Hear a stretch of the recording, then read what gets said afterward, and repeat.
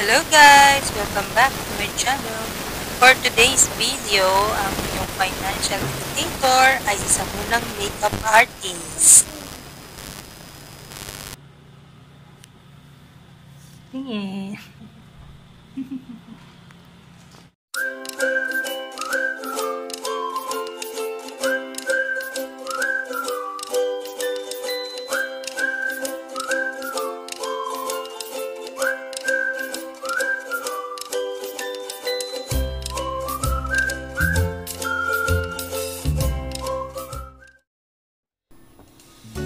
So, ayan guys, nandito na tayo sa venue kung saan gaganapin po yung 7th birthday celebration ni Chantel. Ito po ay ang Ladesas Place dito po sa Amadeo. Ayan. Kaibigan po nila, family friend po nila yung may-ari dito. And maganda po yung place.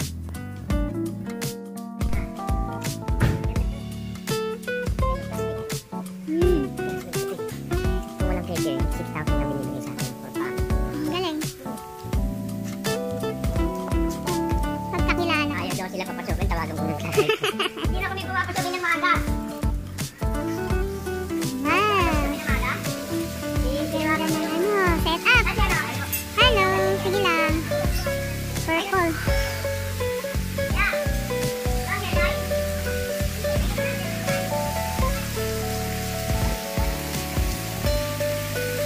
May swimming pool po. Pwede mag-swimming ah.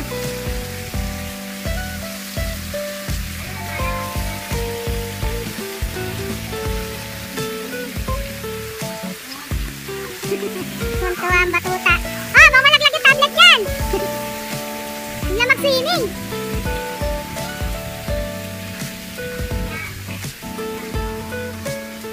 Naayos pa sila. Yan, marami pang kalat. Saan kami po pwesta? Sa taas po ate. Oh, yun oh. Naayos pa.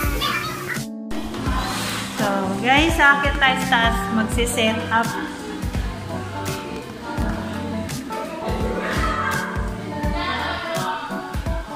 Ito yata. Ito nga. Dito yung gown. Oh, yun, no? Ayan, ito may salamin. Charan! So, magsiset up tayo. So, guys, ayan na, mag-uumpisa na kami ng aking client na mag-set up ng kanyang buhok. Diba? So, first part ng kanyang celebration is dapat nakataas daw, sabi nung mami. Kaya, yun, i-set natin yung buhok niya before kami mag-makeup.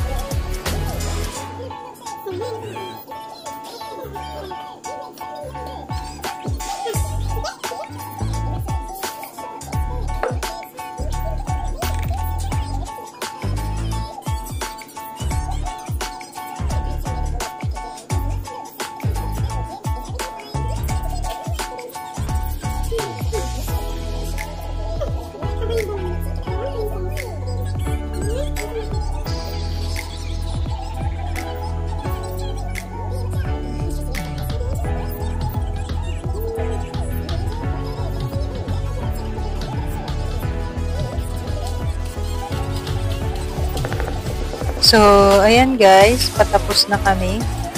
Inaayos ko na lang yung buhok and then mamaya magbihis na siya. Pero okay yung gupit mo, ganyan ka na lang pala. So, syempre, hindi ko rin pinalagpas yung mami. Inayusan ko rin. Oo. 1, 2, 3.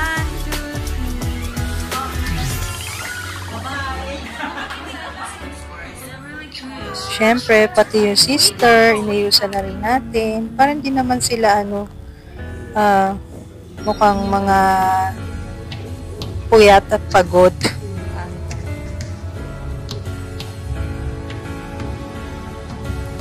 Tabong-tabo yung neck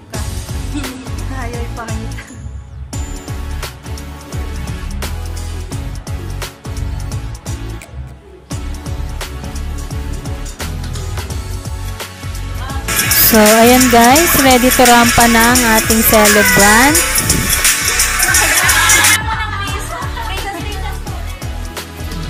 At syempre, hindi ko rin pinalagpas yung mag-ikot sa area para makita ko rin naman yung setup at saka kung ano yung food sa labas, tsaka yung kung ano yung mga pakulo ng catering.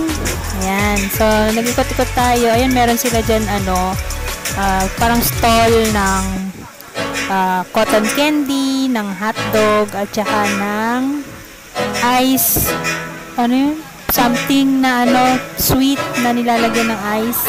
Hindi ko alam tawag eh. Frozen something. At syempre, hindi ko rin pinalagpas tikman yung cotton candy at yung frozen something na yon. Yan yung matamis na yan. Nilalagyan ng flavor, tapos may ice. Yan yun.